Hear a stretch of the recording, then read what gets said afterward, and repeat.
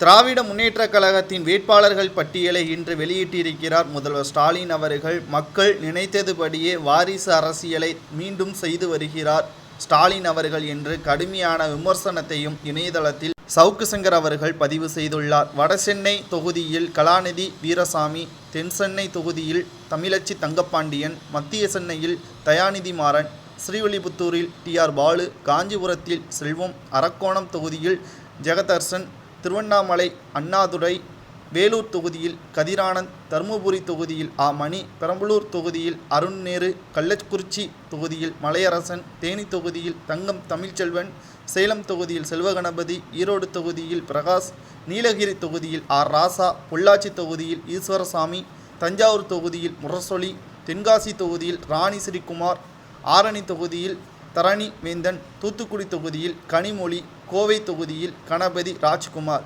இதில் தற்பொழுது எந்த ஒரு பெண் வரிசைகளும் இடம்பெறவில்லை. காரணம், கனிமொழி அவர்களை தவிர பெண் போட்டியாளர்கள் திமுகவில் போட்டியிடுவதற்கு தகுதி இழந்தவரா என்ற ஒரு கேள்வியும் எழுப்பப்படுகிறது. அது மட்டுமல்லாமல் வடசென்னை தொகுதி கலாநிதி வீரசாமி அவர்கள் எப்பொழுதுமே அதே தொகுதியில்தான் போட்டியிட்டு வருகிறார். ஆனால் அப்பகுதி மக்கள் மிகவும் படும் மோசமான நிலைமையில்தான் இருக்கிறார்கள்.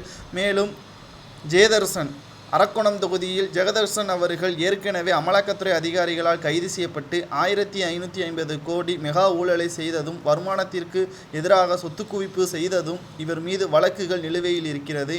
ஆனால் மீண்டும் ஸ்டாலின் அவர்கள் குற்றம் சுமத்தப்பட்ட வேட்பாளரை மீண்டும் எம்பியாக தேர்வு செய்ய வேண்டும் என்று அவரை களத்தில் இறக்குவது நியாயமா என்ற ஒரு கேள்வியும் மக்கள் மத்தியில் பேசப்படுகிறது. மேலும் நீலகிரி தொகுதி ராசா அவர்கள் அப்பகுதி மக்களுக்கு எந்த ஒரு நல்லதும் செய்யாமல் மிகப்பெரிய பண்ணை வீடும் நீலகிரி தொகுதியில் பண்ணியிருக்கிறார் அவரது குடும்பத்திற்காக. ஆனால் அப்பகுதி மக்கள் தற்பொழுது வரை கஷ்டப்பட்டு கொண்டுதான் இருக்கிறார்கள். இதுவும் ஸ்டாலின் அவர்கள் கண்ணுக்கு தெரியவில்லையா என்ற ஒரு கேள்வியையும் இணையதளத்தில் சவுக்கு சங்கர் அவர்கள் கூறியுள்ளார். தூத்துக்குடி தொகுதி நமது கனிமொழி அக்கா அவர்கள். கனிமொழி அவர்கள் கடந்த ஆண்டு 500 கோடி நாடாளுமன்ற தொகுதி தூத்துக்குடிக்கு ஒதுக்கப்பட்டிருந்த நிலையில் அதை அப்படியே ஊழல் செய்ததாகவும் நாடாளுமன்ற பொதுச்செயலாளர் வழக்கு பதிவு செய்து தற்பொழுது விசாரணையும் நடத்தி வருகிறது. இந்த நிலையில்தான் மீண்டும் ஊழல் செய்தவர்களுக்கும் கொள்ளையடித்தவர்களுக்கும் தொகுதிகளை பங்கீடு செய்து திமுகவின் அடிப்படை உறுப்பினர்கள் தற்பொழுது வரை அடிப்படை உறுப்பினர்களாக மட்டும்தான் இருக்கிறார்கள். ஆட்சி அதிகாரத்தில் இருப்பவர்கள் அவரது மகன்களுக்கு அதிகாரத்தை கொடுத்து தற்பொழுது மீண்டும் ஆட்சியில் அமர வைப்பது திமுகவால் மட்டும்தான் முடியும் என்றும் தற்பொழுது விமர்சனத்தை முன்வைத்திருக்கிறார் சவுக்கு சங்கர் அவர்கள்.